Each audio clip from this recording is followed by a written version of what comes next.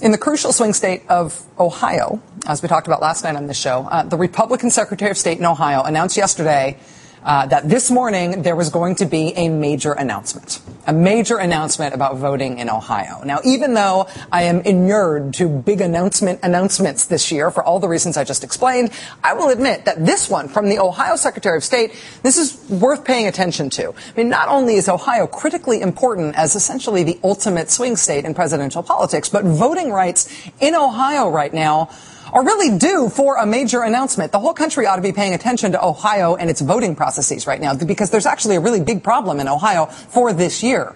We all remember the Ohio voting disaster that was the presidential election of 2004. An estimated 170,000 Ohioans leaving their polling place without voting because the lines there were just too long.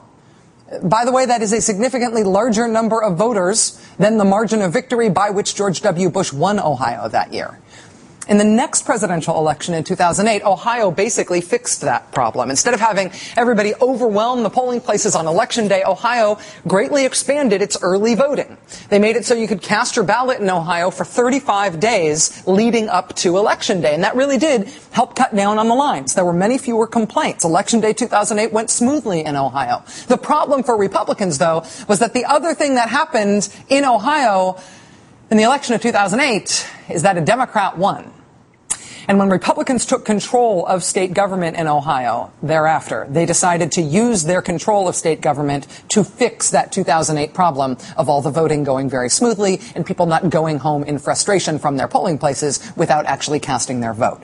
After Ohio Republicans initially tried to eliminate 24 of the early voting days, under political pressure, they were ultimately only able to get away with cutting off 3 days of early voting in Ohio, the last 3 days. And conveniently, that last 3 days includes the last Sunday before Election Day, which is when, in particular, African-American churches like to make sure that their congregations go out to early vote, souls to the polls. That day will not be available for early voting in Ohio this year. But as we described last night, there was something going on in Ohio that I can't believe isn't more of a front page story around the country.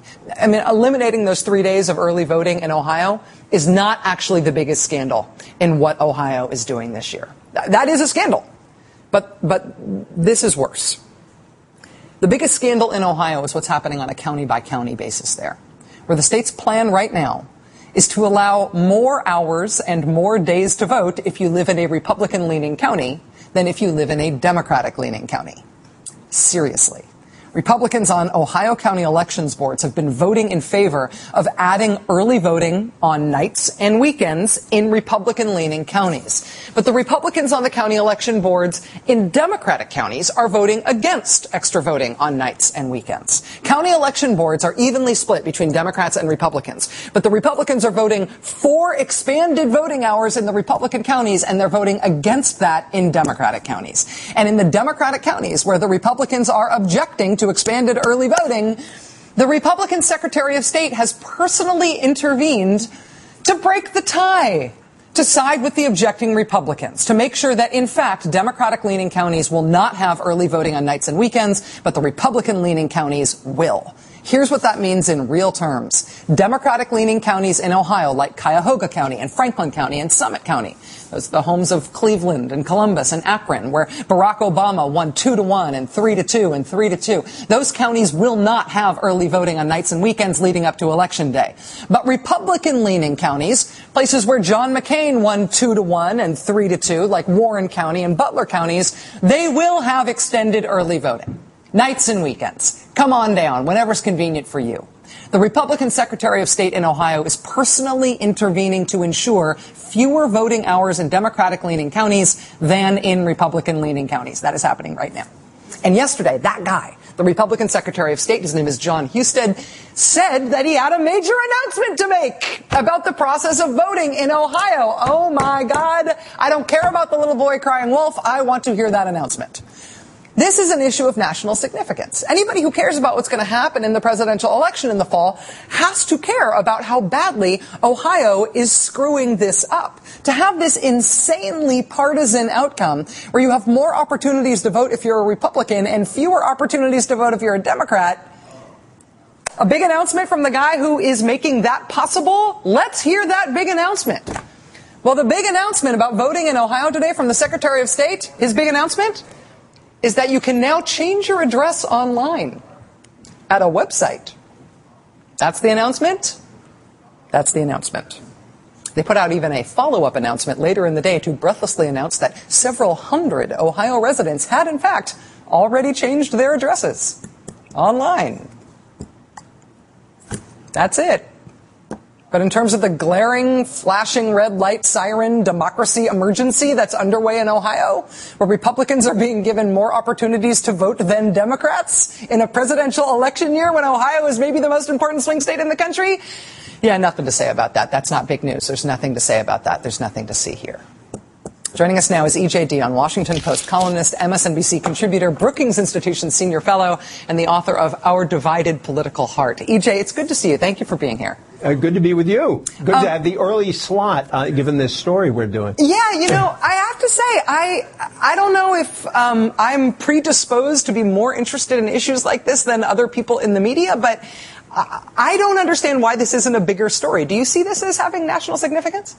It's huge. And I think the explanation for why this isn't a bigger story is a kind of paradox, that this story is almost always treated in partisan terms as a Republicans say this, Democrats say that. And it is entirely true that there is a big partisan element to this story. Republicans, where they have control, are trying to make it harder for Democratic groups to vote. And occasionally they'll admit that, as the legislator did in Pennsylvania when he said what we're doing here will mean Mitt Romney carries the state. But this is much bigger than a partisan story. We passed a great law in our country in 1965 called the Voting Rights Act. And the Voting Rights Act was designed to tear down illegitimate barriers to voting, particularly for African Americans.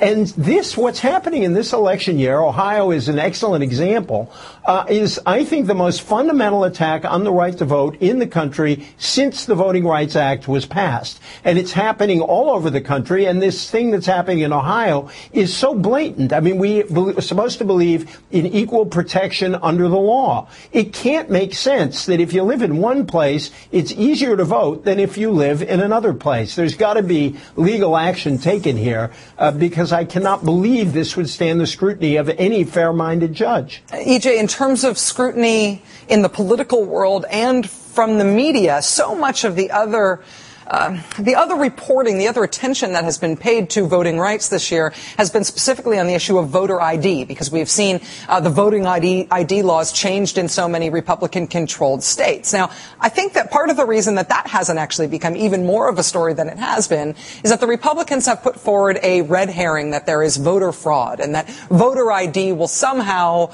combat a problem that they say exists in voter fraud. It's a factually challenged red herring, but that's what red herrings are for.